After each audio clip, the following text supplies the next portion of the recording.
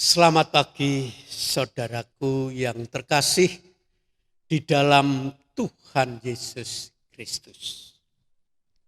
Marilah ibadah pagi ini, minggu ini kita mulai dengan suatu keyakinan bahwa pertolongan kita adalah dalam nama Tuhan yang menjadikan langit dan bumi. Kasih karunia dan damai sejahtera dari Allah Bapa kita dan dari Tuhan Yesus Kristus menyertai kita sekalian. Amin.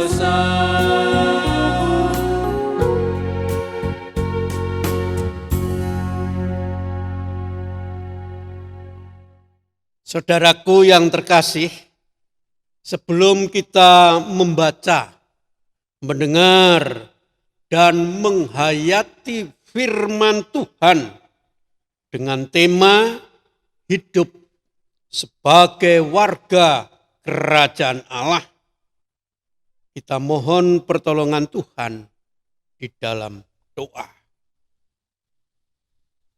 Ya Allah, Bapa di dalam Tuhan Yesus Kristus, kami mohon pencerahan di dalam menelaah firman-Mu. Bagaimana sebagai anak-anak Tuhan dapat menjalankan hidup sebagai warga kerajaan Allah, dapat menerapkannya dalam kehidupan sehari-hari. Sehingga kami mengenali sejumlah prinsip dan nilai-nilai sebagai warga kerajaan Allah. Bukalah hati rohani kami siap mendengar. Dalam nama Tuhan Yesus Kristus kami mohon. Amin. Salam sejahtera, damai sejahtera dari Bapa di surga untuk kita semua. Salam. Firman Tuhan saya petik dari kitab Matius 13 ayat 31 sampai dengan 33, dilanjutkan ayat 44 sampai dengan 46, yang demikian firman Tuhan. Ayat yang 31 sampai dengan 33. Perumpamaan tentang biji sesawi dan ragi. Yesus membentangkan suatu perumpamaan lain lagi kepada mereka, katanya, hal kerajaan surga itu seumpama biji sesawi yang diambil dan ditaburkan orang di ladangnya. Memang biji itu yang paling kecil dari segala jenis benih. Tetapi apabila sudah tumbuh, sesawi itu lebih besar daripada sayuran yang lain. Bahkan menjadi pohon, sehingga burung-burung di udara datang bersarang pada cabang-cabangnya. Dan ia menceritakan perumpamaan ini juga kepada mereka. Hal kerajaan surga ini seumpama ragi yang diambil seorang perempuan dan diadukkan ke dalam tepung terigu 3 sukat sampai kamir seluruhnya. Selanjutnya kita akan membaca firman Tuhan dari ayat 44 sampai dengan 46. Hal kerajaan surga itu seumpama harta yang terpendam di ladang, yang ditemukan orang lalu dipendamkannya lagi. Oleh sebab sukacitanya, pergilah ia menjual seluruh miliknya, lalu membeli ladang itu. Demikian pula hal kerajaan surga itu, seumpama seorang pedagang yang mencari mutiara yang indah. Setelah ditemukannya mutiara yang sangat berharga, ia pun pergi menjual seluruh miliknya, lalu memberi mutiara itu. Demikianlah firman Tuhan. Berbahagialah kita yang mendengar firman Allah, memeliharanya dan melakukan. Haleluya. Saudaraku yang terkasih, hidup sebagai warga kerajaan surga merupakan inti pengajaran Tuhan Yesus Kristus sebagaimana dicatat dalam Injil Matius ini. Perlu dipahami, kerajaan surga tidaklah semata-mata berbicara tentang sebuah tempat yang non jauh di sana, yang baru nanti dirasakan oleh manusia. Tetapi juga berbicara sesuatu yang sudah datang dalam kehidupan manusia. Di dalam Matius 12 ayat 18 dicatat demikian. Tetapi jika aku mengusir setan dengan kuasa Roh Allah, maka sesungguhnya kerajaan Allah sudah datang kepadamu. Oleh karena itu, kerajaan surga dipahami sebagai suasana di mana Allah memerintah sebagai raja sepenuhnya dalam kehidupan pribadi manusia. Itu berarti manusia perlu mengenali standar hidup dan nilai yang berlaku dalam kerajaan Allah tersebut. Pertanyaannya, Kapan kita mulai masuk hidup sebagai warga kerajaan surga? Di dalam Kisah Para Rasul 20 ayat 38 dicatat demikian. Jawab Petrus kepada mereka, bertobatlah dan hendaklah kamu masing-masing memberi dirimu dibaptis dalam nama Yesus Kristus untuk pengampunan dosamu. Maka kamu akan menerima karunia Roh Kudus. Bahkan Matius 4 ayat 17 mencatat, sejak waktu itulah Yesus memberitakan, bertobatlah, sebab kerajaan surga sudah dekat. Saudaraku yang terkasih, yang pertama adalah bertobat. Yang kedua, mengasihi Allah lebih daripada yang lain. Dicatat oleh Matius 22 ayat 37 sampai dengan 39. Jawab Yesus kepadanya, kasihilah Tuhan Allahmu dengan segenap hatimu dan dengan segenap jiwamu dan dengan segenap akal budimu. Itulah hukum yang terutama dan yang pertama. Dan hukum yang kedua yang sama dengan itu ialah, kasihilah sesama manusia seperti dirimu sendiri. Jadi yang pertama tadi adalah bertobatlah. Yang kedua mengasihi Allah lebih daripada yang lain. Dan yang ketiga rendah hati.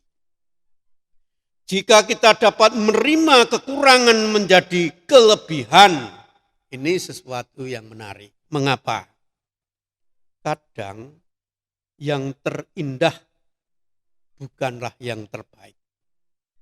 Kadang yang sempurna tidak menjanjikan selalu bahagia. Namun, jika menerima kekurangan menjadi kelebihan, itulah rendah hati. Kita akan merasakan shalom. Yang keempat, rela menderita karena kasih Kristus. Selanjutnya, saudaraku sekalian, bagaimana kita hidup sebagai warga kerajaan surga. Tuhan Yesus mengajar lewat perumpamaan. Berbicara tentang biji sesawi dan ragi. Biji sesawi ukurannya sangat kecil. Sekitar 1 mili.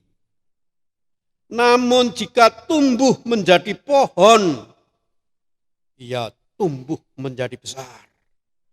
Yang mampu menarik burung-burung untuk bersarang pada cabang-cabangnya. Ini sesuatu yang indah.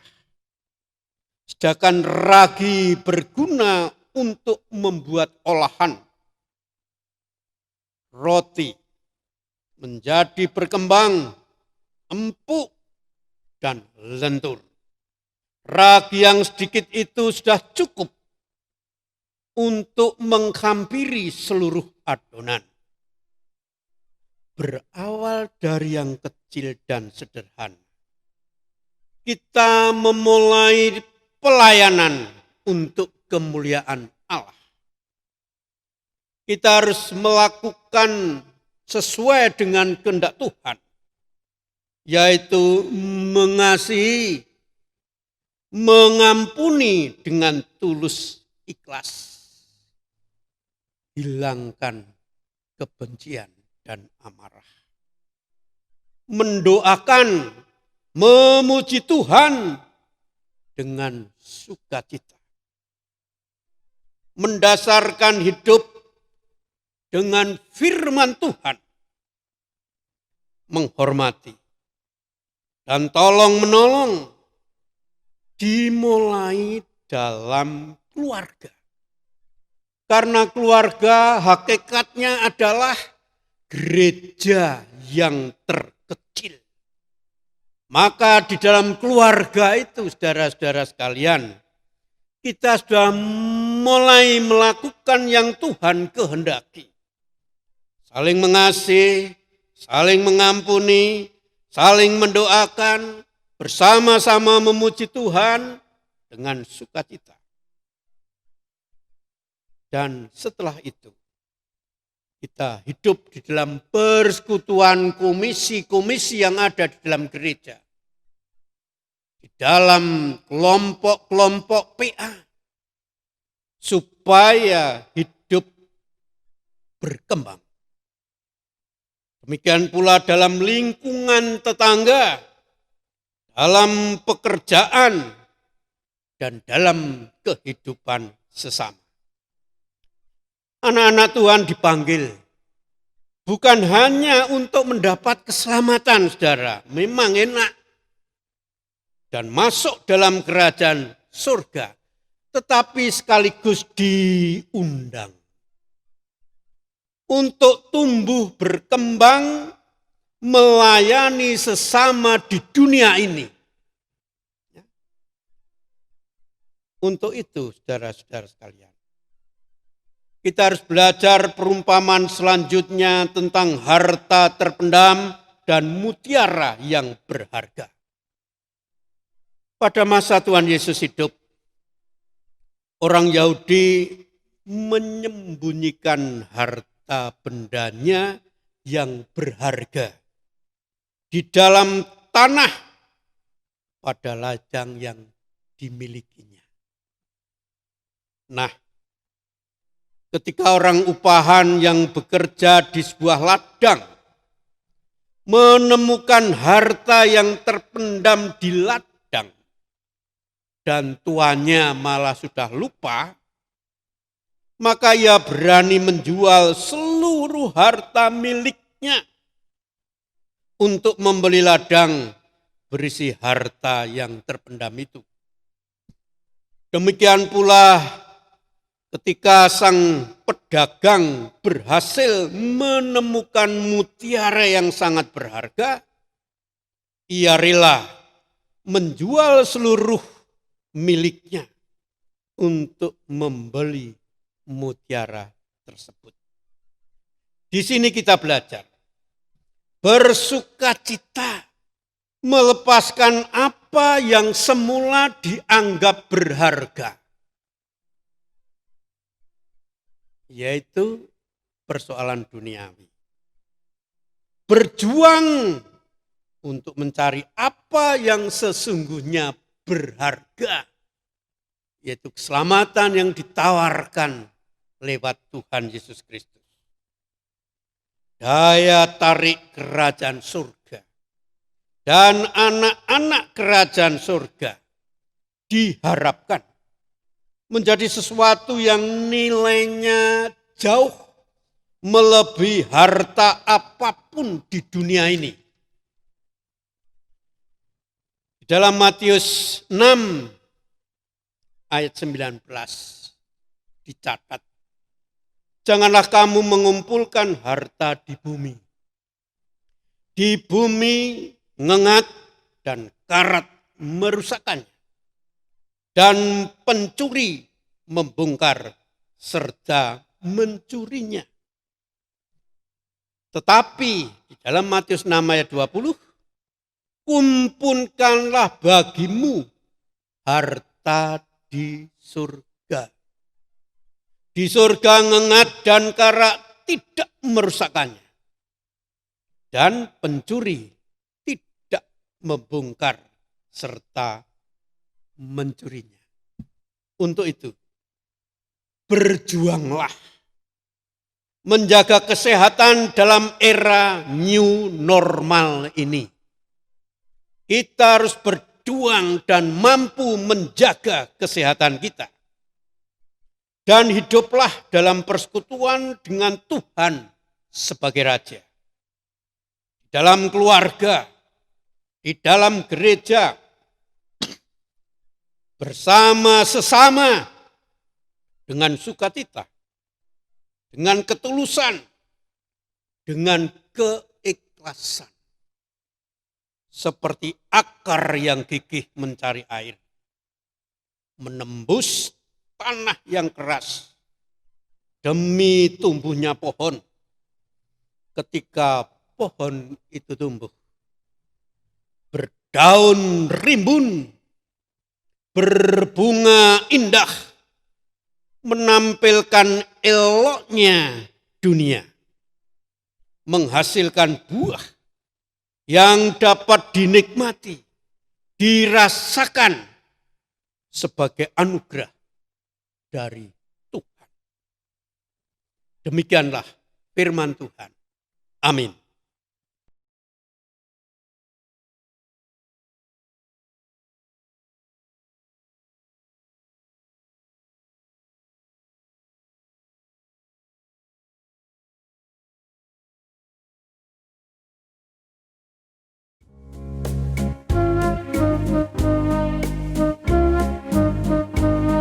Di sini aku bawa Tuhan, persembahan hidupku semoga berkenan.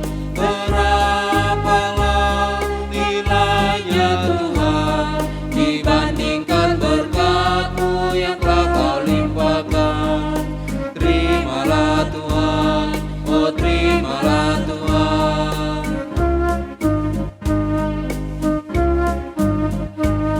Tanganku yang kecil ya Tuhan, belum mencari makan sendiri ya Tuhan. Terimalah hatiku Tuhan, menjadi persembahan yang Tuhan berkenan. Terimalah Tuhan, oh terimalah Tuhan. Marilah kita akhiri ibadah ini dengan doa. Bapa di surga, dikuduskanlah nama-Mu. Datanglah kerajaan-Mu dan jadilah kehendak-Mu atas kehidupan kami hari lepas hari.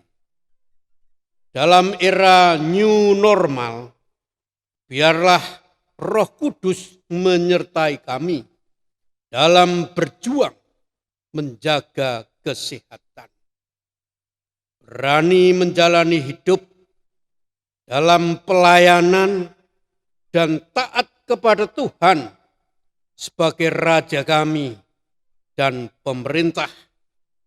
Tetap mendukung program Indonesia Sehat bersama kita perangi COVID-19. Amin.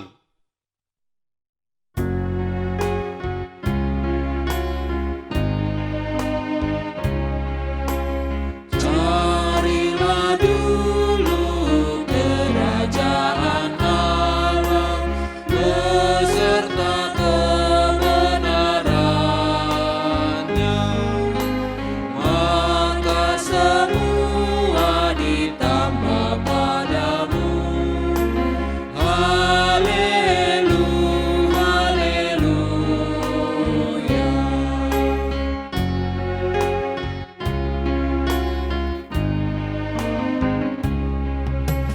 Mintalah Tuhan pasti memberi, carilah kau pasti dapat.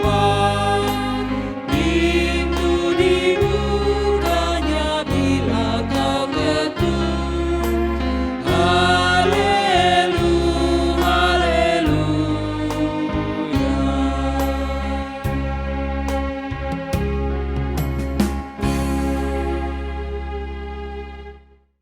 arahkanlah hatimu kepada Tuhan. Jadilah saksi Tuhan di tempat kamu masing-masing berada dan terimalah berkat Tuhan. Kasih karunia Tuhan Yesus Kristus, kasih Allah dan persekutuan Roh Kudus menyertai kita sekalian. Amin.